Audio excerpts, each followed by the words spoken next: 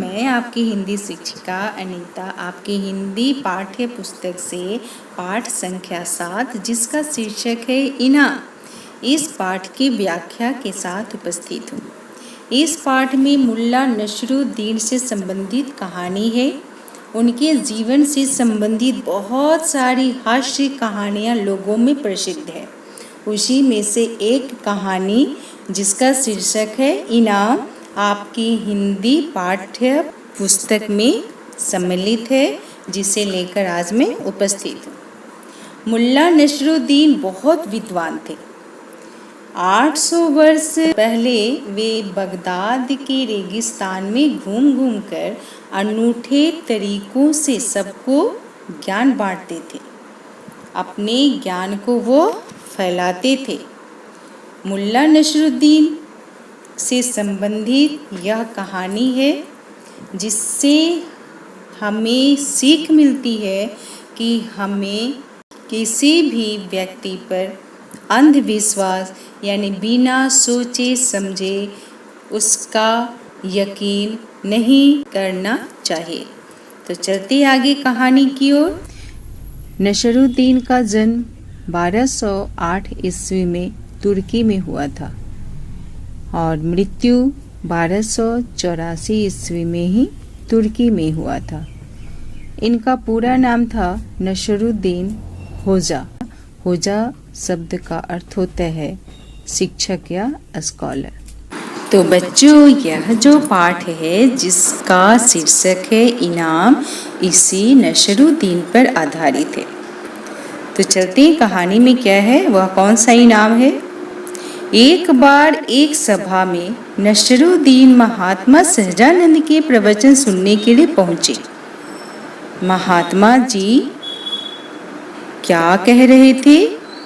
वह कह रहे थे कि यदि उस पार जाने की इच्छा है तो नदी तो पार करनी ही पड़ेगी, तभी ईश्वर से मिलन संभव हो पाएगा। सभा के अंत में नसरुद्दीन छिपाते महात्मा के नजदीक पहुंचे और बोले, मुझे किस घाट से अपनी यात्रा शुरू करनी चाहिए?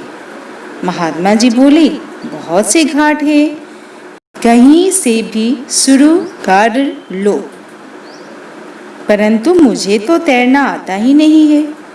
एक बार कोशिश की थी परंतु किनारे पर बड़ी फिसलन थी, इस कारण मैं फिसल गया। शपथ ले ली कि अब कभी भी नदी के तट पर नहीं जाऊंगा। बस इतनी सी बात। आप तो पहुंचे हुए व्यक्ति लगते हैं, कोई ऐसा घाट बताइए जहां पानी भी गहरा न हो और फिसलन भी न हो।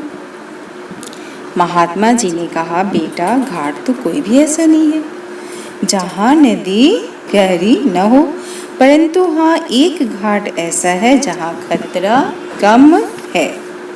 नसरुद्दीन ईश्वर से मिलने की इच्छा से महात्मा जी की बातों में आ गए और उनके साथ उस घाट पर पहुंचे जहां एक लकड़ी की तख्ती पर चेतावनी लिखी थी, डूबने वाले को बचाने वाला सरकार की ओर 200 अशर्फियां जीतेगा।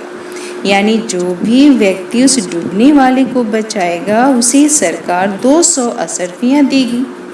महात्मा ने नसरुद्दीन को दिलासा देते हुए कहा, देखो डरो मत, यदि तुम डूबने लगोगे तो मैं हूं ना यहाँ, मैं तुम्हें अवश्य बचा लूंगा। मुझे 200 अशर्फियां भी इनाम में मिल जाएंगी और यदि तुम नदी के पार पहुंच गए तो ईश्वर को भी प्राप्त कर लोगे। नसरुद्दीन को यह बात जम गई, सो वह डरते डरते धीरे धीरे पानी में उतरने लगा, कुछ भय के कारण से और कुछ ठंडे जल की वजह से वह कांपने लगा। तभी एक लहर आई और नसरुद्दीन का संतुलन डगमगा गया। उसके पांव स्थिर नहीं हो पा रहे थे और वह लहर के साथ मझधार में पहुंच गया। तैरना तो उसे आता ही नहीं था, अतः गहराई में वह डूबने लगा।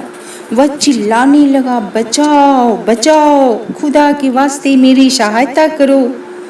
किनारे पर खड़े महात्मा सहजानंद नसरुद्दीन को डूबते हुए देख रहे थे। नसरुद्दीन ने डूबते उतराते हुए बड़ी मुश्किल से अंतिम बार दोबारा कोशिश की। महात्मा जी मुझे बचाओ, आप खड़े क्यों हैं? अरे मूर्ख, अब डूब रहा है तो डूबने दे स्वयं को, परलोक में परमात्मा तो प्राप्त हो ही जाएंगे। पर गुरुदेव, आपने तो वायदा किया था कि आपको इनाम नहीं पाना है। इनाम क्यों नहीं पाना? अरे इसी कारण ही तो तुम्हें डूबने दे रहा हूँ। क्या तुमने इस तख्ती के पीछे लिखी दूसरी सूचना को नहीं पढ़ा कि नदी में से लाश निकालने वाले को 1000 अशर्फियाँ इनाम में दी जाएंगी? यह बोलकर महात्मा वहां से चले गए। नसरुद्दीन ने किसी तरह बड़ी मुश्किल से अपनी जान बचाई। अब वह यह बात भली भांति समझ चुका था कि बिना सोचे समझे किसी की बात पर यकीन करना उचित नहीं है।